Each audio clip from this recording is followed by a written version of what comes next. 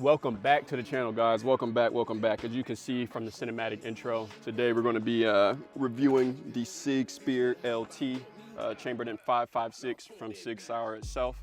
What's going to be a little bit different from this, it came directly from the factory MULTICAM. The Cerakote job was done by Blown Deadline Customs. I love it, man. I love it. It's going to be different from the traditional FDE models that you see out currently. So let's go back to the front. Like I said, it is going to be 5.56 chambered. 11.5-inch barrel with a 1-in-7 twist. Now, something's going to be different from this one that I've seen from the others. It's got a cold hammer forged carbon steel barrel.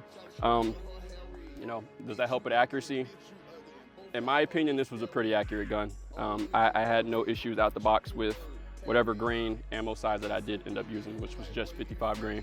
The trigger, it's going to be a 2-stage SIG trigger. You know, I've seen a lot of people have some complaints about it. Me, I have no initial complaints about it at all. I've seen a lot of people also replace it with Geisley triggers. My opinion, no need to do so. It came with 3 mags too as well. Now, they weren't FDE with the window. They just came with black mags. We are clear for this video too as well. So moving on from that point, what I ended up actually putting on the gun itself, let's go from forward to aft. So I ended up replacing, and this is one of my cons that I had with the gun, the factory muzzle device. Now, this was a pain in the ass, all right? All the stories that you're hearing about it, they're completely true. I ended up taking this to my gunsmith around the corner, someone that I trust fairly well, and he had it for maybe 10 seconds before he came back to the front to let me know, like, hey, Miles, I care about you as a person, man, but I'm not gonna sit here and tug and yank and ugga-dugga on this barrel. So what ended up happening is I ended up sending the barrel back to SIG itself. Another nightmare. It took 2 weeks to get the barrel back. Yes, I said 2 weeks to get the barrel back. Once I got the barrel back, I went ahead and I mounted the Surefire war comp on it. Moving back from there, once you change the muzzle device on this SIG-SPEAR LT, listen to me. You need to go on SIG-SPEAR's website and you need to pick up their taper collar for I think it's 1/2 by 28, I believe. Yeah, it is 1/2 by 28. Because if you do not do so, you won't be able to mount any other muzzle device to this firearm itself. SIG tried to make it proprietary with having that special muzzle device on it because they want you to use their certain suppressors, which is not a bad deal. Moving back to the top rail, I have an authentic Purse 4. Yes, Russian, does the job, love it. Great output even during the daytime too as well. Moving off to the right, I have a Surefire. Now this is going to be a mouthful. Let me see. Okay, this is going to be a Surefire M340 DF Turbo Mini, 650 lumens. Does the job for what I need it for. The light spread is pretty good too as well. Moving back to the activation switch is going to be a Unity Axon button. Works, does the job, does what it needs to do. Now, as far as for sling points on here, this was another con for me. I ended up mounting a Haley Strategic Thorntail sling mount to the top of the rail here. Not gonna be able to see it, but you'll see it after we do, a couple B-rolls of the gun itself. Now, for me, in my opinion, I like how this mounts. Of course, I got the sling in the back, whatever. I like how this mounts. The QD mounts straight to this hole here. And like I said, you'll get to see a little bit later. Because the gun didn't come with any QD points on it itself, except for one in the rear, but obviously you need to. So moving back from that point, we have a Unity riser. Sitting on top of it, we have an EOTech EXPS3, night vision compatibility. As you can see with the buttons over here off to the side. And this is the FDE model too as well. The riser is also an FDE too. Let's see, moving further back, excuse me, before I go back any further. Coming back to the front, I had an Emissary development grip on here. It was pretty big, so I went ahead and I went a little bit more minimal with the rail scale. This is going to be, the material for it is going to be billet. It's not plastic, how the other one was plastic. No knock against it. I just wanted to have something a little bit better feedback, and I went with the metal one. Now, moving further back, I originally had a JMac knuckle attached to the JMac arm, but my OCD was killing me. It was destroying me. The reason why I went ahead and opted out for a SIG knuckle, just because it sat a little bit more flush back here on the 1913 section for it. And then from this point on, I do have the JMac arm. And then going back from this point on, it's just going to be, Mac pull stock, nothing fancy there. Now, out the box, the gun is fully ambidextrous. Love that. Some features, for being a right-hand shooter, doesn't really make sense to because I'm not going to be able to reach it. But got the safety selector. It's going to be ambidextrous. I love that. I love the feel to it. I like the snappiness of it. Moving back from here, we have a built-in QD point, steel QD point. I like that. I love that actually. Now, we have the mag release. Like I said, the mag release is going to be on both sides too as well. It is fully ambi. Bolt catch. And then on the right side too as well, we have another bolt catch. Like I said, for me, I don't really use this. Typically, I'd see like a lot of left-handed shooters use this just because it's kind of an area where I can reach with my index finger. So from that point on, we're going to kind of go ahead and go over some of the cons that I had, and then we're going to go ahead and get into shooting it. Like I said, we're going to go over the initial cons or the dislikes that I had. I like that. Number one, as you see me holding this bad boy here, it's going to be that muzzle device. The reason why it is that muzzle device, SIG had a very, very, very poor attempt, like I said, in my opinion, to make this gun proprietary, the most proprietary it could be. This muzzle device will only host SIG suppressors, which isn't bad too. They have some nice flow-through technology, if I can say flow-through technology. But this is only for their suppressors. This was a nightmare to remove. All right, this thing is rock set it on. I didn't want to ugga-dugga this and just, you know, put a 19 on it and then just keep twerking on it and keep twerking on it. I didn't want to do that. I sent it back to SIG. It took 2 weeks to come back. Like I said, sucked. Probably wouldn't do that again. My next con that I have for this gun is going to have to be this charging handle. Does it get the job done? Absolutely.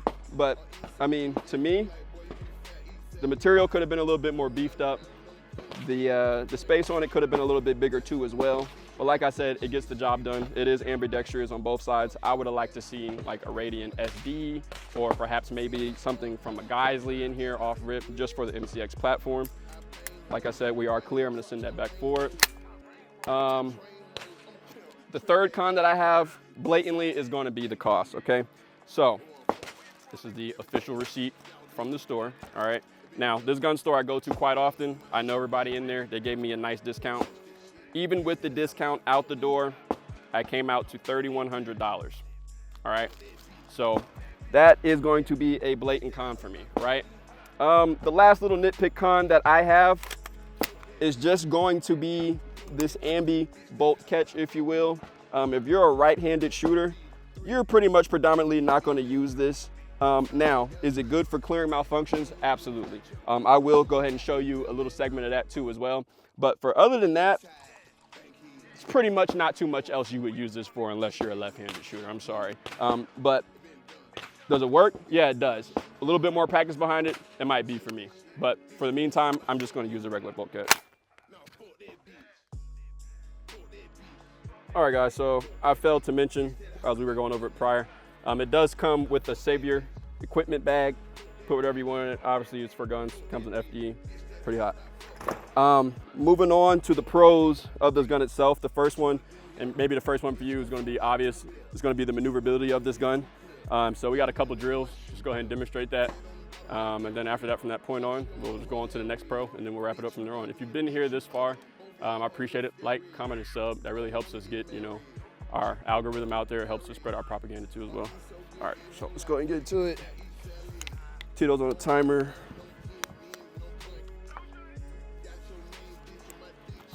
Get some proper sling retention.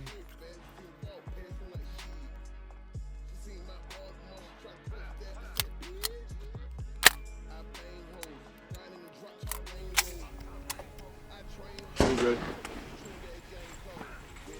Stand by.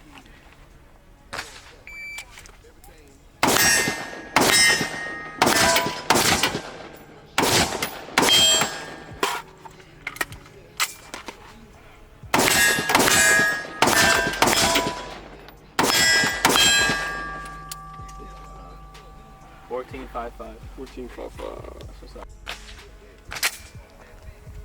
Shooter ready? Ready. Stand by.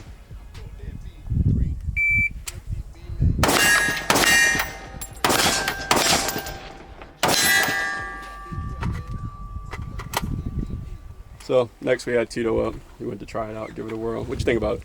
I like it. It's real flat. I like the buttons on it. I really like this. Nice. I didn't think I was gonna like it. Cool. All right. With that, we're going to move on to the next drill. Another maneuverability drill. We're going to start from inside the car, and then we'll transition out.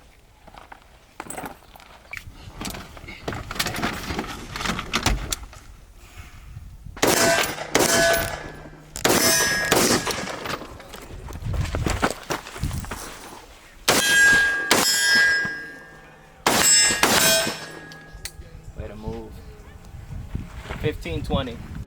And bye.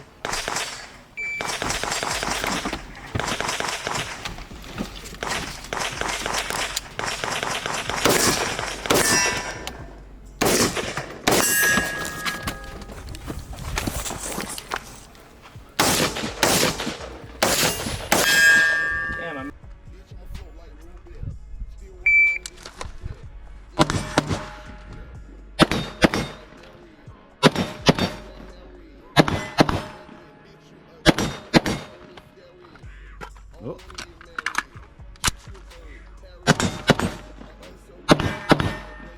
I like it. 1646. 14 shots. Starting to feel that fucking recoil control. Yeah. All right, so I described this as a con earlier. It's not really a con. I would look at this probably as a pro because it definitely helps you clear malfunctions. I'm gonna go ahead and force a double feed. All right, so as you can see right now, right? All right, so we have the ambidextrous bolt catch release on this side too as well. So I'm gonna go ahead and I'm gonna utilize this to go actually clear my malfunction. So as we all know, drop the mag. Now up here, I'm pushing up right now. My hands don't have to come off this gun to clear this malfunction at all. Good to go. Go ahead and rack it back. Bolt holds open, closed. So yeah, definitely a pro, depending on how you use it. Would I use this often to clear a malfunction? Probably not. I would probably, probably still actually flip over to the other side and clear it this way, just because it's a little bit more intuitive for me. All right, y'all. So that goes ahead and that concludes today's video of the SPEAR LT 6-hour multicam. Hard to come by, hard to get. I appreciate y'all for sticking with me as long as you have been. If you've been a subscriber since day one, I really appreciate it. If you made it this far, like I said earlier, like, comment, and sub. That really helps the page go farther. It really helps spread propaganda. I'd like to give a big shout out to my videographer to make this happen because there was a lot of cinematics going on today. My boy Tito, he helped with production today too as well. What'd you end up thinking about it, brother? I love it. I like that it's ambi.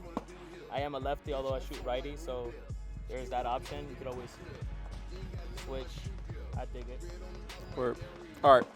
I am wearing one of our customary tees. You're ready to go ahead and put it into mass production. It's got the FAFO gator on the front. Tito is wearing the original logo here on the back. On the back of mine, we have the FAFO gator too as well. Be on the lookout for that here soon. Probably be going to mass production here into the summer. But yeah, once again, if you guys like what you've seen today, go ahead and like, comment, sub. Ask me something in the comments. I respond quite fast and pretty often. That's all I got for you. Y'all be safe. Take it easy.